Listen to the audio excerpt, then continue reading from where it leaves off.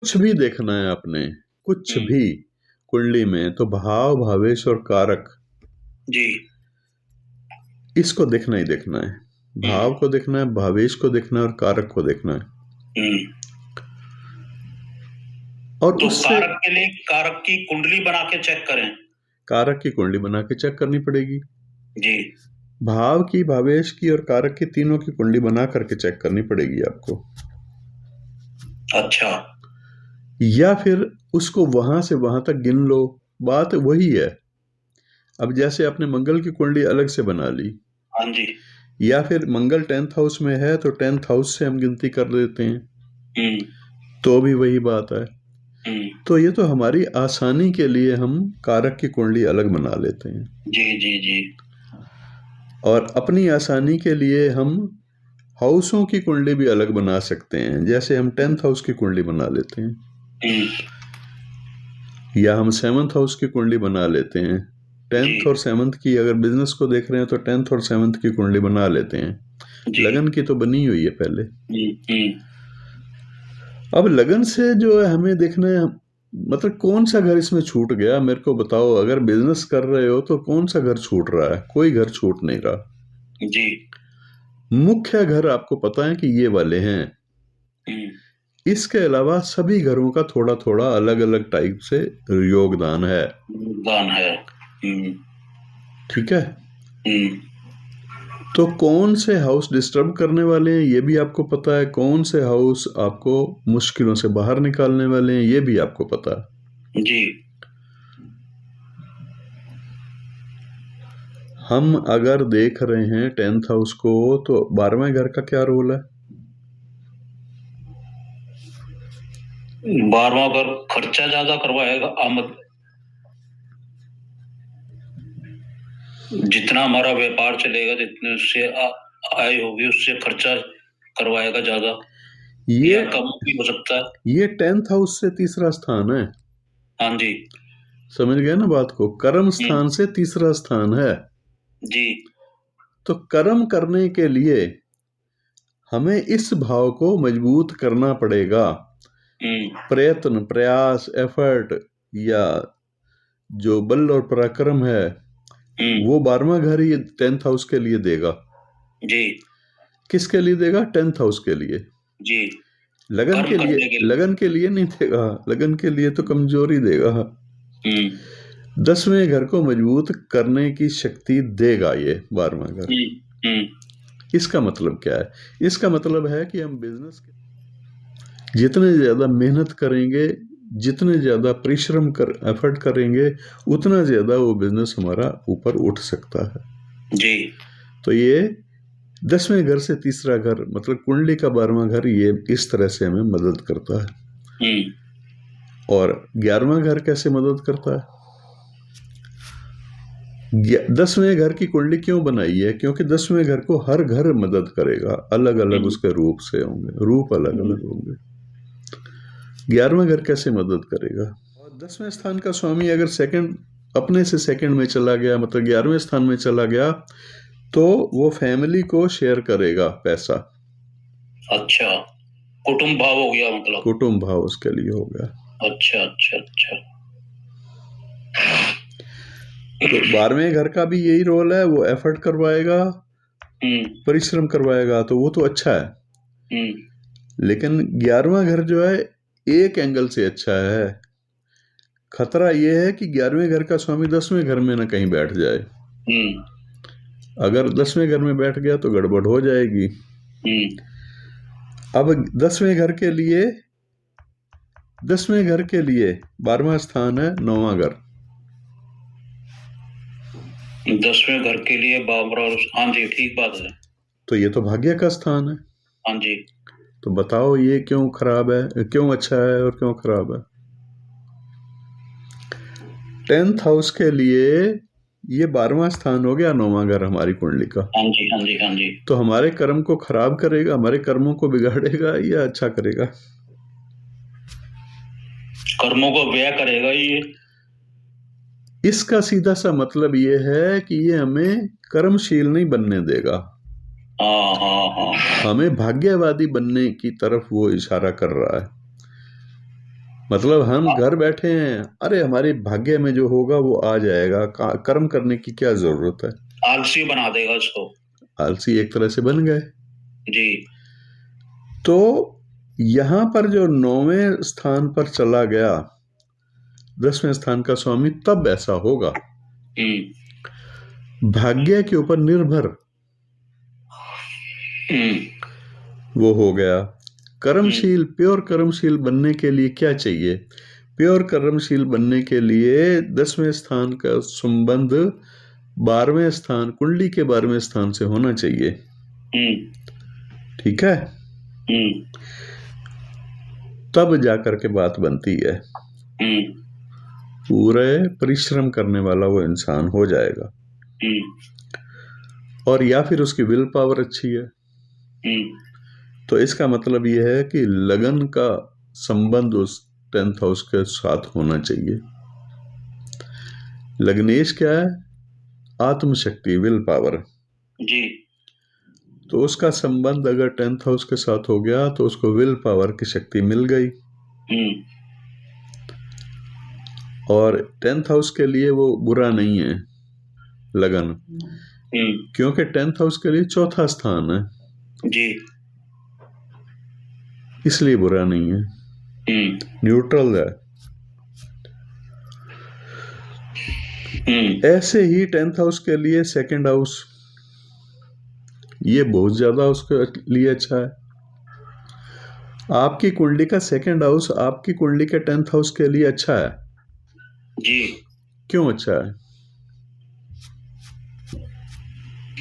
क्योंकि कर्म करेंगे तो धन आएगा, और धन को वो हम संचित कर सकते हैं। हाँ, इसीलिए 10th हाउस से 5वां स्थान बनता है। 10वें घर से 5वां स्थान हो गया ये जी।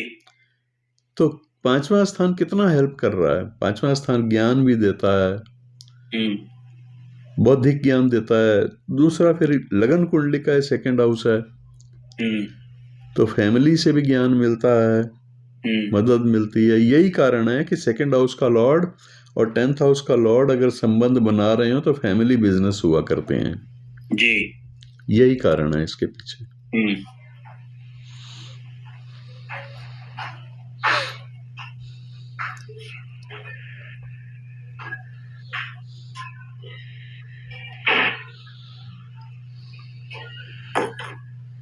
मतलब एक एक घर को फिर जो देखना पड़ेगा किससे क्या इफेक्ट आएगा। हाँ, अगर आप कर्म स्थान को देख रहे हो ना, तो कर्म स्थान के लिए कौन सा स्थान क्या रोल है उसका, और उस हाउस पर क्या इफेक्ट डाल रहा है उस हाउस का लॉर्ड। कर्म स्थान से 6ठा स्थान कौन सा है? 3रा स्थान। कर्म स्थान से जो 6ठा स्थान है वो कुंडली का 3रा स्थान है। हाँ जी। अब कुंडली का 3रा स्थान हमारे कर्म के लिए बुरा है। अच्छा, क्यों बुरा है? क्योंकि इसके लिए दुश्मन है। इसके लिए दुश्मन क्यों है? क्योंकि 10th हाउस से 6ठा है। 10th हाउस से 6ठा है। अच्छा, तो 10th हाउस के लिए बुरा है।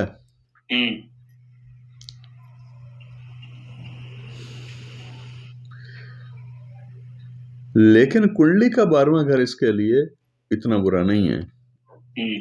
वो तो उसको बता रहा है कि तू परिश्रम कर, मदद करूंगा। 6ठा घर परेशान करने वाला होता है। तो 3रा घर और 10वां घर, आपकी कुंडली या किसी की कुंडली का 3रा घर और 10वें घर के स्वामियों का संबंध बन रहा है। तो 3रे घर के स्वामी उसके 10वें घर को डिस्टर्ब कर रहे हैं जी, क्योंकि उससे वो 6ठा है। तो रोग, ऋण और शत्रु तीनों चीजें परेशान कर रही हैं।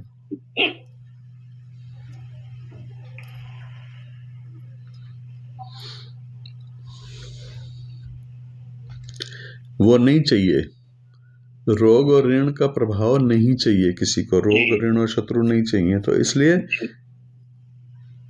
कुंडली का 3रा घर और 10th हाउस से वो जो छठा स्थान बनता है। हम्म, इन दोनों का आपस में संबंध ना ही हो तो अच्छा है हम्म, बिजनेस की ग्रोथ के लिए। मतलब कर्मशील अगर हम हैं तो उसमें सफलता कर्म के कारण से हमें तब मिलेगी। जी, फिर चौथा घर है कुंडली का, हम्म, ये 7वां स्थान है, हाँ जी, कर्म स्थान का 7वां स्थान। जी, ये पूरी मदद करेगा। हम्म, इसका मतलब ये है कि हमारी जन्म कुंडली में अगर हम बिजनेस करने वाले हैं ना, हम्म, तो हमें चौथे घर की मदद मिल रही है हम्म, और कुंडली के 7वें घर से मदद मिल रही है। यानी 10वें से 7वां और हमारे लगन से 7वां, इन 2 हाउस के लॉर्ड अगर हमें मदद कर रहे हैं ना, तो हम बिजनेस में कामयाब हो जाएंगे। ये फार्मूला है इसका। आपने कहा जी, था ना बिजनेस में कामयाब होगा या नौकरी में होगा, हम्म, तो ये स्पष्ट है कि 10वां स्थान कुंडली का, 10वें स्थान के लिए 7वां स्थान यानी हमारी कुंडली का चौथा स्थान जी, और हमारी कुंडली का 7वां स्थान, जी, ये दोनों इस मजबूत हो, इन 10th हाउस के लिए मदद करने वाले हैं। 10th हाउस के लिए बड़ी मदद करते हैं। अगर ये दोनों इसको मदद कर रहे हैं तो फिर बिजनेस में उसको मजा आएगा। फिर कर्म स्थान के लिए 8वां स्थान कौन सा है? 5वां। जी, कर्म स्थान के लिए 8वां स्थान है, 5वां स्थान। जी, 5वां स्थान संतान का भी है। ठीक है जी।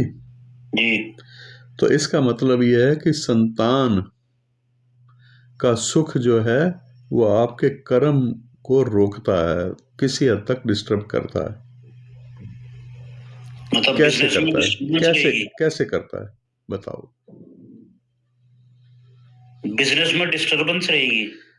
हाँ जी, अगर 5वें घर का संबंध है हम्म, तो ये 10th हाउस के लिए 8वां घर है, ये रोक रहा है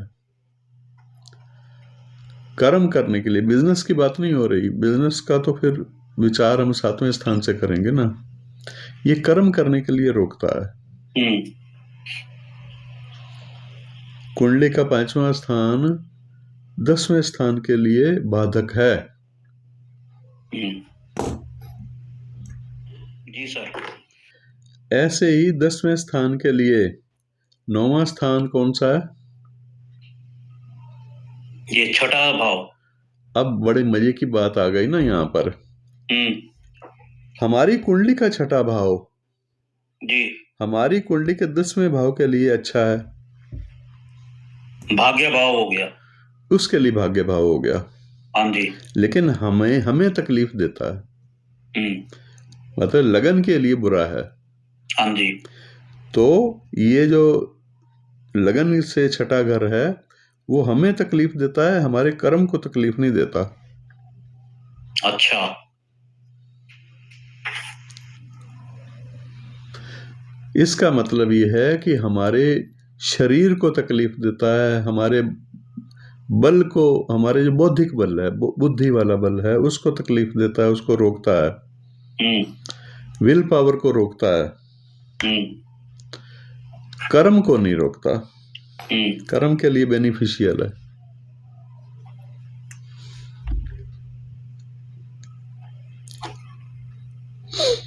क्योंकि कर्म स्थान से 9वां भाव है, कर्म स्थान से 9वां भाव है और छठे घर से 10वां घर जो है वो 5वां स्थान है। तो एक दूसरे के लिए अच्छे हैं, हेल्पफुल है। तो हर चीज को हम ऐसे करके देखना हमें चाहिए कि इससे ये पता चल जाएगा कि हमारे जीवन में क्या चीज किस काम को रोक रही है। जी, हमारे कर्मों को, हमें कर्मशील बनने को कौन कौन रोक रहा है? हमारा जो 5वां घर है वो रोक रहा है। क्योंकि वो कर्म स्थान से 8वां स्थान है और हमारी कुंडली का तीसरा घर रोक रहा है। क्यों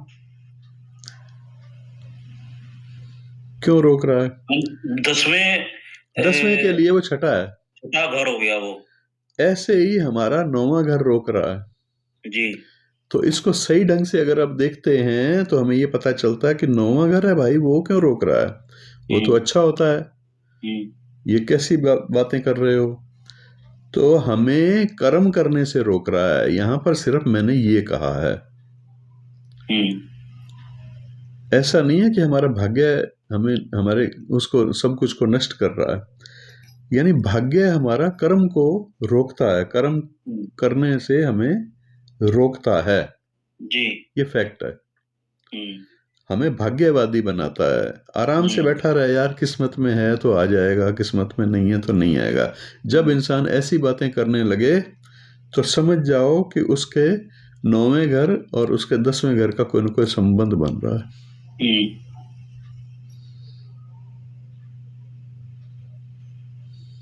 जी। पर अगर उसकी कुंडली में 12वें घर का भी संबंध है तो वो उसका मुकाबला कर लेगा, फिर वो 9वें घर को एक्टिवेट नहीं होने देगा, फिर 9वां घर नहीं रोकेगा उसको।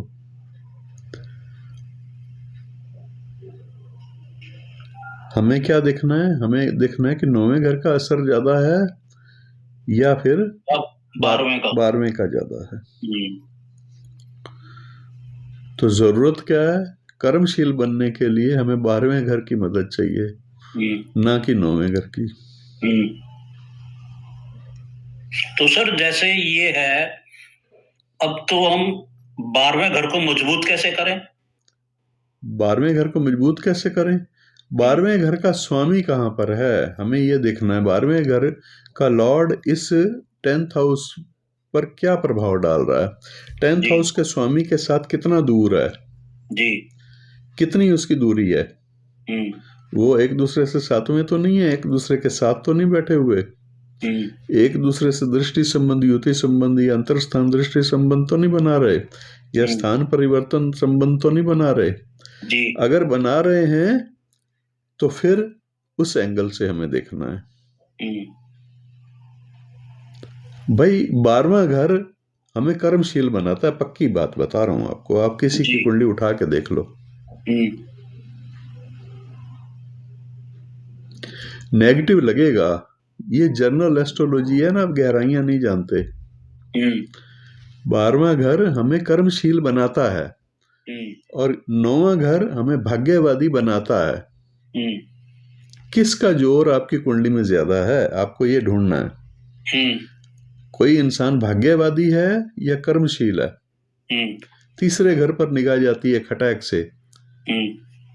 आपको तो कर्म हाउस से देखना है ना 12वां घर जी। तो हम 12वां घर देखेंगे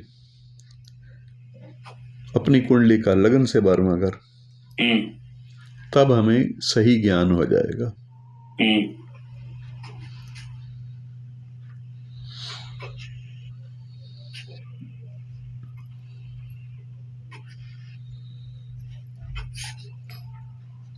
जी सर। आपने जन्म कुंडली के नियमों में बड़ी सारी जगह पर यह पढ़ा होगा या समझा होगा, भावत भाव। हाँ जी। ये वही चीज है। आज हम उसी पर चर्चा कर रहे हैं। भावत भाव, भाव से भाव तक गिनो। किस भाव के लिए कौन सा भाव न्यूट्रल हो जाता है, किस भाव के लिए कौन सा भाव पॉजिटिव हो जाता है, किस भाव के एंगल से कौन सा भाव उसके लिए खराब है, अच्छा है या न्यूट्रल है, बड़ा जरूरी है। हमारी लगन कुंडली के लिए हम देख लेते हैं कि हमारी लगन से ये छठा घर है, ये तो यार बुरा है। किसके लिए बुरा है? वो आपके विल पावर के लिए बुरा है, आपकी बौद्धिक क्षमता के लिए बुरा है, आपके शरीर के लिए बुरा है, लगन के लिए बुरा है ना जी। हाँ, तो आपके कर्म स्थान के लिए बुरा है ये कोई जरूरी नहीं है। कर्म करने से वो नहीं रोक रहा।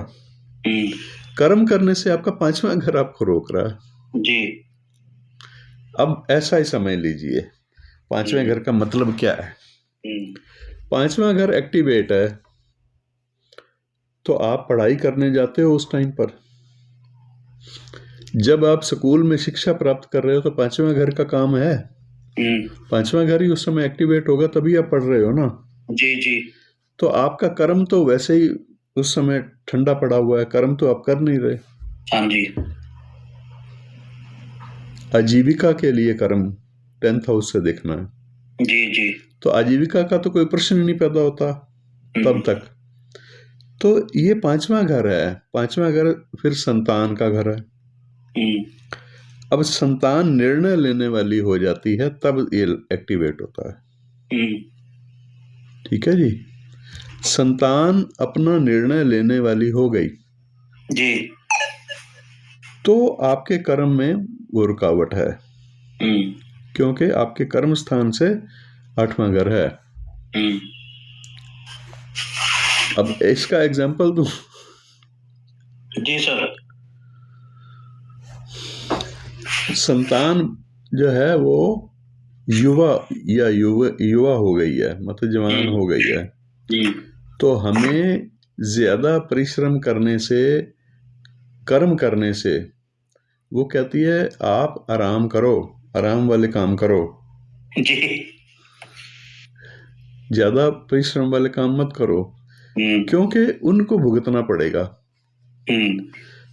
आपके तो शरीर को भुगतना पड़ेगा कोई दिक्कत हो गई तो, लेकिन उनको हर लिहाज से भुगतना पड़ेगा। उसको नौकरी करता है तो नौकरी से भी छुट्टी लेनी पड़ेगी। बिजनेस कर रहा है तो बिजनेस को भी छुट्टी करके हमारी सेवा करनी पड़ेगी, ले जाना पड़ेगा या और भी कुछ करना पड़ेगा। हाँ, तो उसको टेंशन है। अच्छा। हमारी टेंशन है तो अच्छा, रूप तो अच्छा है, पर कर्म को रोक रहा है। हमारे कर्म करने को रोकने वाला स्थान है ये 5वां स्थान। संतान बड़ी हो जाती है तो कह रही है रिटायर हो जाओ, आप घर बैठो आराम से, हम हैं ना। ये पॉजिटिव पॉइंट लेके चलो।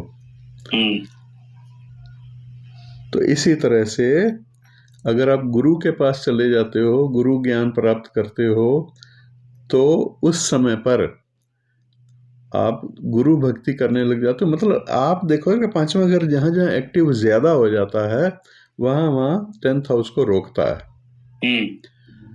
यहाँ से गुरु दीक्षा का विचार किया जाता है। यहाँ से जो है आप अध्यात्म का विचार एक लेवल तक करते हो। वैसे तो अध्यात्म का 9th हाउस है, लेकिन कर्म स्थान के लिए 5वां स्थान गुरु से जोड़ता है,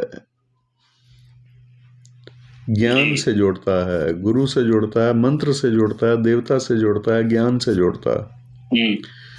तो अगर हम ज्ञान प्राप्त करने के लिए चल पड़े, गुरु को प्राप्त करने के लिए चल पड़े, मंत्र को प्राप्त करने के बाद मंत्र में ही आपका मन लगने लग गया, तो कर्मशील कहाँ से हो गए? कर्म तो कम होने लग गया ना। जी जी। तो इस तरह से कर्म को तो मदद नहीं कर रहा। कर्म की मदद कौन कर रहा है? कर्म की मदद तो 7वां घर कर रहा है, या कर्म की मदद आपकी कुंडली का जो है 4था घर कर रहा है। ये 2 घर हैं कर्म स्थान को मदद करने वाले।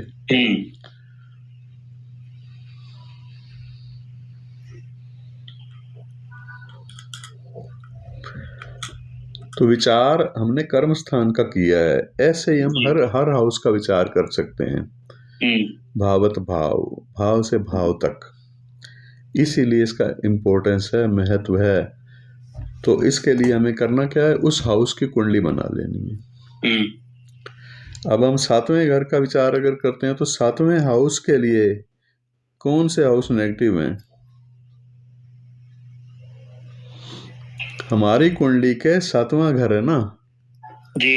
हमारे बिजनेस के लिए भी है, हमारे लाइफ पार्टनर के लिए भी है। हाँ जी, हाँ जी। तो इस स्थान से कौन से हाउस नेगेटिव हैं? वो हाउस इस हाउस के सुख के लिए नेगेटिव हैं। हम्म, कैसे हैं? 12वां घर है, हमारी लगन से 12वां घर है, जी, वो हमारे कुंडली के 7वें घर से कितना है? छठा। छठा। ठीक है नहीं? तो वो हमारी कुंडली का 12वां घर हमारे 7वें घर को रोक रहा है, फैक्ट है। बिल्कुल सही है। ऐसे ही हमारी कुंडली का 2nd हाउस हमारे 7वें घर को रोक रहा है। फैमिली में बिजी रहोगे तो बिजनेस कैसे करोगे? फैमिली की अगर ज्यादा दखल अंदाजी हुई तो 7वां घर जो है पसंद नहीं करता ये बात, इंटरफेयर करते हैं जी आपके फैमिली वाले जी। तो 7वां घर डिस्टर्ब हो रहा है। 7वें घर के लिए कौन कौन से और बुरे हैं? आपकी कुंडली का 6ठा घर, 8वां नहीं। छठा तो हो गया ना, ये 12वां घर हो गया। आपकी कुंडली का 6ठा घर जो है आपके 7वें घर से 12वां स्थान है। हाँ जी। तो इसलिए बुरा है। हाँ जी। आपके लिए 8वां स्थान बुरा है, लेकिन आपके लाइफ पार्टनर के लिए बुरा नहीं है, उसके लिए वो 2nd हाउस है। अच्छा, देखो है या नहीं है? हाँ, 2nd हाउस तो है। धन का, कुटुंब का भाव हो गया। हाँ, उसके लिए है। इसी कारण से ये जो 7वां घर है बिजनेस का है, बिजनेस पार्टनर का भी है जी। तो इसके लिए ये 8वां घर बुरा नहीं है, ना ही आपकी मैरिड लाइफ के लिए बुरा है, आपके लाइफ पार्टनर के लिए बुरा नहीं है, लेकिन आपके लिए बुरा है जी। और बिजनेस पार्टनरशिप के लिए आपकी कुंडली में ससुराल वाला स्थान है। हाँ जी, है ना? हाँ जी। आपकी कुंडली का 8वां स्थान आपके लिए ससुराल वाला स्थान है। हाँ जी। अब आपके लाइफ पार्टनर के लिए आपका ससुराल वाला स्थान उसका कुटुंब हो गया, तो उसके लिए तो बुरा नहीं हो सकता। हाँ जी। लेकिन अगर आप वहां जाकर के बस जाओ तो आपके लिए बुरा है।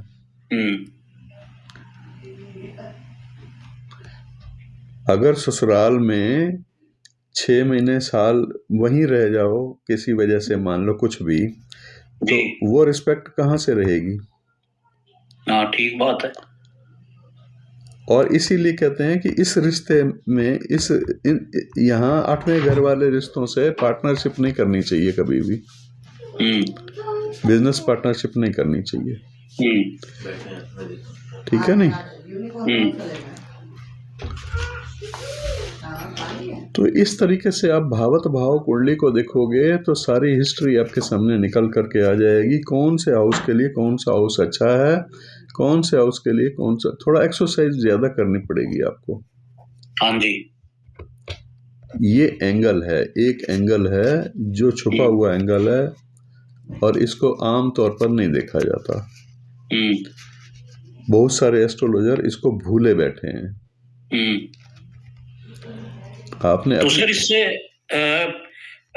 कुंडली एनालिसिस में सही रिजल्ट मिलते हैं? 100% मिलेंगे ना जी। आपको जब ये देखना है ना कि आपकी कुंडली के किस हाउस के लिए कौन सा हाउस अच्छा है और कौन सा हाउस बुरा है जी, तो उस हाउस के लिए जो रिजल्ट चाहिए वो आपको 100% मिलेंगे जी, पक्का। आपको महसूस हो सकता है कि ये हाउस आपको दुख देने वाला है, लेकिन उस हाउस के लिए अच्छा है, आपके फादर के लिए अच्छा है। 10th हाउस क्या है? आपके पिता का भी है ना जी। तो हम कर्म का विचार कर रहे हैं ना, पिता का विचार भी साथ ही साथ कर रहे हैं, तो दोनों में एक जैसे रिजल्ट आएंगे। हाँ जी। अच्छा जी। आपकी कुंडली का 3रा घर आपके पिता के लिए 6ठा घर है। हाँ जी। है ना? हाँ जी। आपकी कुंडली का 5वां घर आपके पिता के लिए 8वां घर है। 8वां घर है, आयु का स्थान है। जब उसके पोते और पोतियां आ जाते हैं तो उसके जाने का समय नजदीक होता जी है ना? जी। यही बात। अच्छा।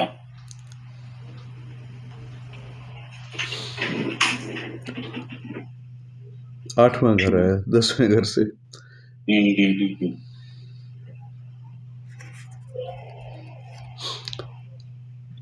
गहराई से देखो, गहराई से सोचो, तो जी इससे रिजल्ट आपको 100% निकल कर बताएंगे कि हाँ ये है। आपने अपने आप को सेंटर में रखा हुआ है। प्रॉब्लम ये है, मतलब किसी ने, मैं आपकी बात नहीं कर रहा, आपसे मतलब है कि किसी को भी, कोई जी भी जब कुंडली देखता है तो अपने को सेंटर में रख के चलता है। हम्म मेरी लगन है, मुझे किस हाउस से क्या प्रॉब्लम है, किस हाउस से क्या अच्छा है। लेकिन वो लगन है। लगन का मतलब क्या होता है? आपकी बुद्धि, जी बौद्धिक स्तर, आपका शरीर, फिजिकल बॉडी। फिजिकल बॉडी आत्मा, आत्मा है आपकी, आपका फिजिकल बॉडी है, आपके मस्तिष्क है, आपकी सोच है, विचारधारा है। इनको डिस्टर्ब करता है आपकी लगन कुंडली का 8वां घर और आपकी लगन कुंडली का 6ठा घर, आपकी लगन कुंडली का 12वां घर जी इसको डिस्टर्ब करता है। आपकी कुंडली के 7वें घर को डिस्टर्ब नहीं कर रहा। याद रखना।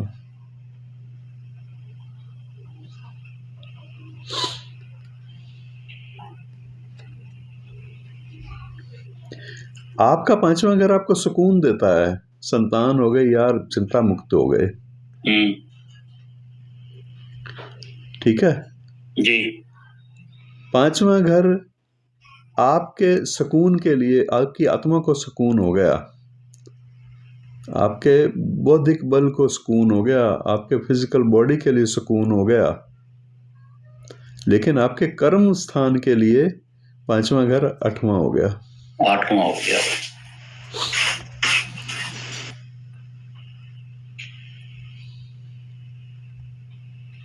तो सर इसमें एक चीज है, अब मान लो किस भाव में कौन सा ग्रह बैठा है वो भी तो इफेक्ट करेगा। वो तो देखें ही देखेंगे, हमने देखना ही, ये कारक देख रहे हैं। ठीक है। भाव, भावेश और कारक। कारक, ठीक ठीक ठीक, वो आगे देखेंगे चल के। एक एक चीज देखेंगे ना। अब ये एंगल छुपा हुआ है, ये एंगल किसी को नहीं पता, जबकि किताबों में लिखा हुआ है। कोई नई बात तो नहीं है ना ये? नहीं, नई बात नहीं है। लेकिन इसको कोई क्यों नहीं देखता? मेहनत ज्यादा है। मेहनत ज्यादा, दिमाग ज्यादा लगता है इसमें। और क्यों, कौन सी चीज? वो सिंपल सिंपल पढ़ाई है। हाँ जी, 9वां घर है, भाग्य है। अरे भाग्य तुम्हारे लगन के लिए है भाई, वो जी तुम्हारे पिता के लिए भाग्य नहीं है वो। तुम्हारे कर्म के लिए भाग्य स्थान नहीं है वो।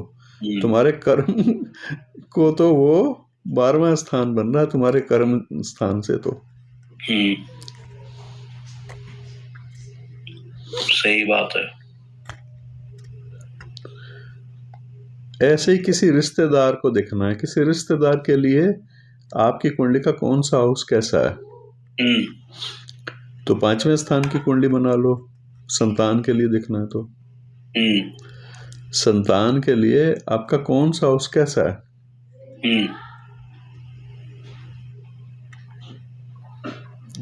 आपकी वाइफ के लिए आपकी कुंडली का कौन सा हाउस कैसा है जी।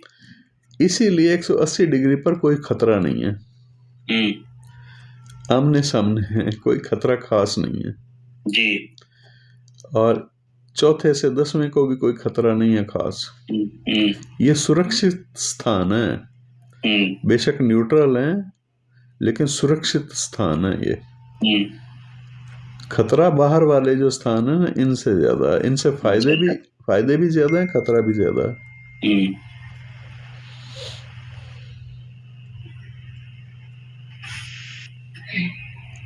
ठीक। आप थोड़ी सी इसके ऊपर प्रैक्टिस करना, फिर नेक्स्ट वीक में जो है हम कॉमन सिद्ध कॉमन पद्धति जो है उस पर उससे समझेंगे हर कुंडली को। ठीक है जी।